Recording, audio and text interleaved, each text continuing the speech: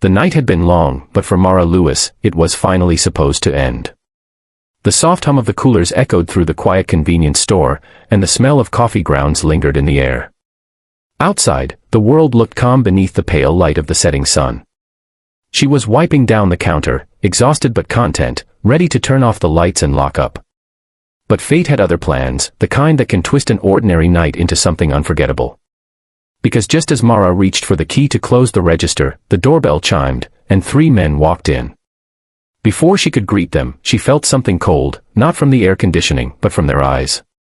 The tall one in front smirked, his boots thudding against the tiled floor. "We're not here to buy," he said with a grin that made her stomach twist. His 2 friends followed close behind, laughing under their breath, their shadows long across the floor. Mara's heart began to race. She glanced toward the clock, 10 minutes past closing. She was alone, or at least, she thought she was. If you believe kindness, courage, and standing up for what's right can still change the world, then please take a moment to like, comment, share, and subscribe to Kindness Corner.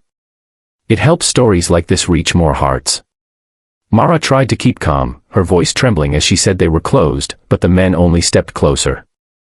The one with the leather jacket, his name tag read Kyle, laughed. "Closed?" he echoed mockingly. "We're just getting started." One of them leaned on the counter, pretending to study the candy bars, while the third, wearing a red flannel, moved closer toward the side aisle, blocking her exit. The air felt heavy, suffocating.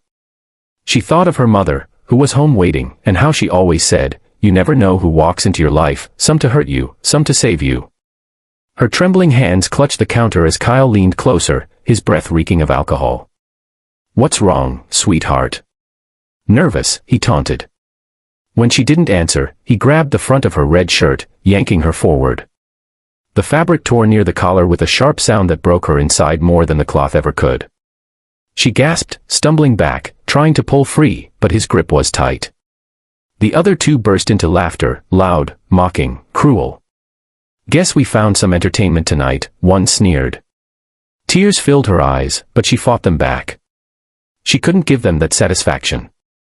She tried to think, to reach for something, anything, but fear froze her in place. Then, as if the universe had heard her silent cry, a sound came from the back of the store. A soft thud. A step. And then another. The gang turned their heads, confused. Mara followed their gaze, her breath catching when she saw 3 shadows emerging slowly from between the aisles. They moved with calm precision, heavy boots echoing against the clean tiles. The men who had been laughing just seconds ago fell silent. The leader of the group stepped forward into the light, a tall, rugged man in his late 40s, with a thick salt and pepper beard and tattoos crawling down his arms. His black leather vest bore the unmistakable emblem, Hell's Angels. The patch on his chest read, RL.CHLLS. Behind him walked 2 others, one bald with a long dark beard, the other younger with shoulder-length hair and sunglasses perched on his head. They looked like they had seen enough of the world to recognize trouble when it showed up. Mara stood frozen behind the counter, heart pounding, as the bikers stopped a few steps away. The air between them and the gang was thick with silence. The leader's eyes, cold yet calm, locked on Kyle's hand still gripping her torn shirt. His voice came out low, steady, dangerous. "You might want to let go of that." For a second, Kyle tried to act tough.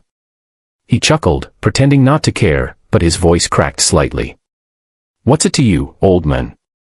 The biker didn't answer. He just stepped forward, one slow, deliberate stride. His presence alone seemed to shift the air.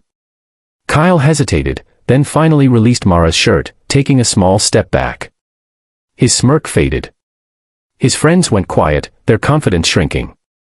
"You boys had your fun," the biker said, his tone soft yet sharp enough to slice through the tension. "Now you're gonna walk out." Calmly.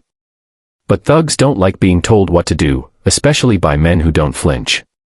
Kyle spat on the floor. "You think you can scare us?" he snapped, though his voice trembled. That was his mistake. The younger biker behind the leader cracked his knuckles. The bald one tilted his head, smirking faintly as if he'd seen this story before. The leader's eyes never left Kyle's. "No," he said, his tone calm, "I don't think." "I know." What happened next wasn't a brawl, it was a storm that lasted seconds. Kyle tried to shove the biker, but his arm was caught mid-motion. A twist, a step, a sound, and he was on the floor, groaning. The second man lunged, but the bald biker intercepted him, pushing him against the counter so hard the shelf rattled. The third thug froze completely, hands raised, backing away until he hit the door. The bell above it chimed as he ran. The others stumbled after him, shouting something no one bothered to hear. Then, silence. Mara stood behind the counter, her torn shirt trembling in her hands, eyes wide in disbelief. The leader looked at her gently, his tone changing completely. "You okay, miss?"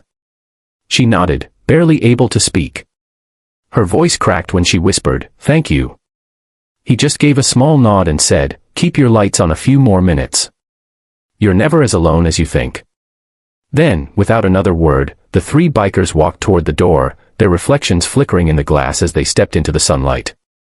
Mara stood still, feeling her heartbeat slow, tears slipping down her cheeks, not from fear this time, but from relief. She looked out through the window as the motorcycles roared to life, their sound fading into the distance. For the first time in a long while, she felt safe. She realized that heroes don't always wear badges or capes, sometimes, they wear leather vests and carry a quiet kind of kindness that doesn't need to be spoken. If this story touched your heart and reminded you that goodness can come from the most unexpected souls, please take a moment to like, share, and subscribe to Kindness Corner.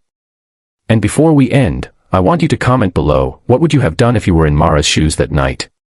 Because sometimes, the bravest thing we can do is believe that kindness still walks among us, even when it comes wearing tattoos, leather, and a heart that refuses to look away when someone needs saving.